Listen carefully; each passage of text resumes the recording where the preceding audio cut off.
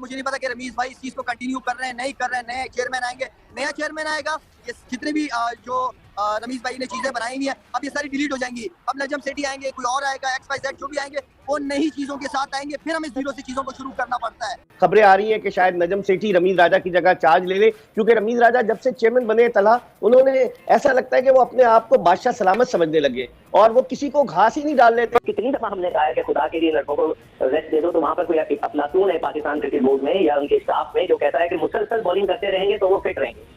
और उस शख्स को तो सबसे पहले जो है क्रिकेट बोर्ड से या उसकी जो स्टाफ में अगर वो है कोचिंग वोचिंग के अंदर उसको फारिग कर देना चाहिए। ये जीतने ही नहीं चाहते, शिकस्त के खौफ से इस तरह की पिचेस बनाते हैं, बेजान पिचेस, और वो कहते हैं ना कि खुद आप अपने दाम में सयाद आ गया तो खुद ही फंस जाते हैं उन पिचेस पर। रावलपिंडी टेस्ट 74 रन से हारे, फिर उसके बाद मुल्तान टेस्ट हम 24 रन से हारे और अब कराची टेस्ट में।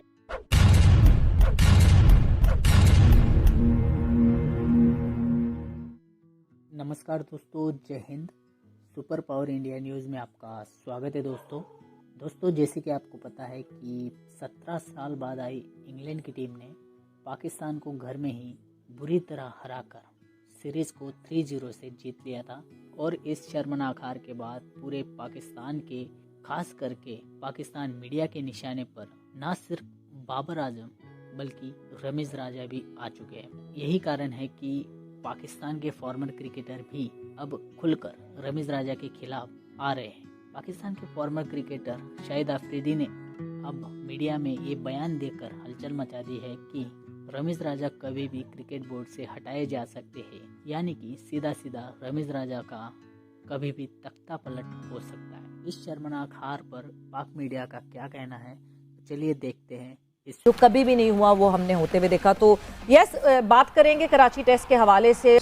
लाला, अपने दिल को थाम लिया आप, बिकॉज यस, क्लीन स्वीप हुआ पाकिस्तान का। पाकिस्तान में ही इंग्लैंड जो है दे प्लेड ब्रिलियंटली और हम वही हुआ डिसअपॉइंटमेंट हमारी तरफ। सवेरा, मेरे ख्याल में माइंडसेट की बात है। वो जिस माइंडसेट के साथ वो लोग खेले, जिस तरीके से उन्होंने टेस्ट मैच का पहला दिन हमें दिखाया कि वो किस माइंडसेट के साथ पाकिस्तान लैंड किए हैं, उन्होंने उनकी अप्रोच बहुत ही पॉजिटिव क्लियर मैसेज था कि उन्होंने किस किस्म की क्रिकेट पाकिस्तान चाहे जैसी भी कंडीशन हो उन्होंने खेलनी है और वो खेल के दिखा गए। हमने पुराने फैशन की क्रिकेट खेली है जिसकी वजह से ये रिजल्ट है। जैसे आपके टीचर्स होंगे वैसे स्टूडेंट्स होंगे। आपके पास इतने अरसे से जो पाकिस्तान के टॉप क्रिकेटर्स रहे हैं, क्या कर रहे हैं घर बैठे बैठे? क्यों पीसीबी उनसे काम नहीं लेता? क्यों उनको नहीं बुलाता? देखें, जब अब मसला ये कि जब किसी सिस्टम को आप शुरू करते ही चलना, अब मुझे नहीं पता कि रमीज भाई इस चीज को कंटिन्यू कर रहे हैं नहीं कर रहे हैं, नए चेयरमैन आएंगे, नया चेयरमैन आएगा, ये जितने भी जो रमीज भाई ने चीजें बनाई हुई है अब ये सारी डिलीट हो जाएंगी। अब नजम सेठी आएंगे, कोई और आएगा, XYZ जो भी आएंगे वो नई चीजों के साथ आएंगे, फिर हमें जीरो से चीजों को शुरू करना पड़ता है। हम एक सिस्टम को टाइम नहीं देते, हमें सिस्टम को टाइम देना चाहिए। हमें 8-10 साल किसी सिस्टम को टाइम देना पड़ेगा, तब जाके उसके रिजल्ट आएंगे। क्या वजह है कि हमारी टेस्ट टीम इस, कहते हैं ना कि मैं क्या लफ्ज इस्तेमाल करूं, इस तरह हार रही है? मैं ये समझता हूँ कि पाकिस्तान क्रिकेट बोर्ड के चेयरमैन रमीज राजा का जब से तकर्रुर हुआ है, बजाय इसकी कि मेरिट पे लोगों का इंतखाब हो, सिफारिशी बुनियादों पर लोगों का इंतखाब हो रहा है। आपका कप्तान जो है बाबर आजम, जिसको कि हटवाया गया था, सरफराज की जगह उनको लेकर आए, लेकिन बाबर आजम मुकम्मल तौर से नाकाम रहे टेस्ट क्रिकेट में। और उसके अलावा जो माइंडसेट है, एक तो टीम में ऐसा लगता है कि पसंद नापसंद की बुनियाद पर टीम सिलेक्ट हो रही है। बाबर आजम अपने लड़कों के लिए टीम में सिलेक्शन के लिए जोर देते हैं और मोहम्मद रिजवान अपने लड़कों के सिलेक्शन के लिए जोर देते हैं। और जो चीफ सिलेक्टर हैं, जिनको हम लैपटॉप चीफ सिलेक्टर कहते हैं, मोहम्मद वसीम, वो सिर्फ डमी चीफ सिलेक्टर बने हुए, वो टीम का ऐलान कर देते हैं। अब आप देखें, अगर कल हकीकत की निगाह से देखें तो गुज़िश्ता 17 टेस्ट मैचेस में हम 13 टेस्ट खिलाड़ियों को टेस्ट कैप दे चुके हैं, जिससे आप अंदाजा लगाएं कि ऐसा लग रहा है कि पाकिस्तान में टेस्ट कैप धड़ाधड़ बढ़ रही है, क्योंकि अब तक सिर्फ 253 टेस्ट क्रिकेटर्स हैं टोटल 1952 से लेकर अब तक। तो मेरे ख्याल में एक तो जो माइंडसेट है वो डिफेंसिव माइंडसेट है इनका, ये जीतने ही नहीं चाहते, शिकस्त के खौफ से इस तरह की पिचेस बनाते हैं, बेजान पिचेस, और वो कहते हैं ना कि खुद आप अपने दाम में सयाद आ गया, तो खुद ही फंस जाते हैं उन पिचेस पर।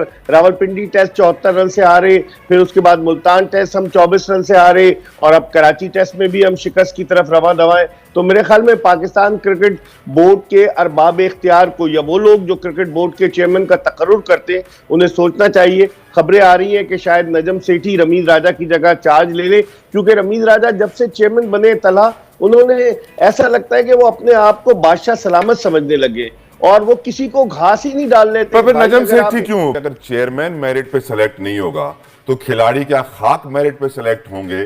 क्यों हम वही चेहरे रिपीट करते रहे? किसी नए टैलेंट को नीचे से क्यों नहीं आने दे रहे सर? तला पाकिस्तान का अलमिया ये है कि जो क्रिकेट बोर्ड के चेयरमैन की पोस्ट है वो बड़ी हाइप वाली पोस्ट है, प्राइम मिनिस्टर के बाद सबसे ज्यादा पैसे हाइप वाली पोस्ट है। जब टूर पे बैरून मुल्क दौरे पे जाते हैं चेयरमैन तो $950 डेली अलाउंस लेते। उसके अलावा 5 star 7 star hotel, chauffeur driven गाड़ी, और जो फूफा होती है, तो हर आदमी ये चाहता है कि पीसीबी का चेयरमैन बन जाए। और जब वो चेयरमैन बनने के लिए सिफारिशें लगती हैं, सियासी बुनियादों पर तकर्रुर होता है। चेयरमैन क्रिकेट बोर्ड रमीज राजा साहब ये फरमा रहे थे कि जी हम उन लड़कों को जो कि T20 क्रिकेट में 4 ओवर खेलते हैं, जब उनको तवील दौरानी की क्रिकेट में लेकर आएंगे तो ये मसाइल तो होंगे। देखो, आपने ये बोला कि पाकिस्तान की क्रिकेट टीम को उन्होंने हर जगह बीट कर दिया, जिसमें बॉलिंग, बैटिंग, फील्डिंग। एक चीज आप मिस कर गए, वो है कप्तानी। हमारे कप्तान को कप्तानी नहीं करने आती, माजरत के साथ। टीम तो वही सेलेक्ट करते हैं ना, और वही बनाते हैं। और दूसरी चीज है कि इस टेस्ट मैच में हमने नोट किया कि उन्होंने जो है सलमान आगा को तो एज अ बैट्समैन रखा हुआ था। हर जगह कहा जाता है कि वो ऑलराउंडर है। आप उनके कप्तान को देखें, वो जो रूट से जाके गेंद कराता है और उसको खुदा भला करे, दूसरे बॉलर्स को रेस्ट देखें जो रूट से भी को भी इस्तेमाल करता है। हमारे वाला तो भूल जाता है, या तो जैसे कि वनडे T20 में हम देखते थे, या तो इफ्तिखार को 3 मैच में बॉलिंग नहीं कराई, अगर करानी हो तो अचानक उसको 4 ओवर करा दिया इंपॉर्टेंट जगह पे। ये चीज इनके बहुत बड़ा एक इशू है कप्तानी का। मैं समझता हूँ अब तो हमसे सीरियसली हमें देखना पड़ेगा कि क्या बाबर कप्तानी के काबिल भी हैं या नहीं है। We have to find someone else.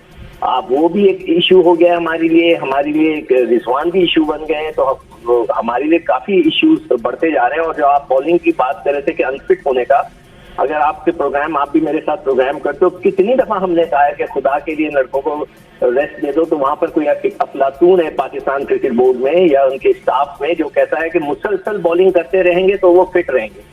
और उस शख्स को तो सबसे पहले जो है क्रिकेट बोर्ड से या उसके जो स्टाफ में अगर वो है कोचिंग वोचिंग के अंदर, उसको फारिग कर देना चाहिए।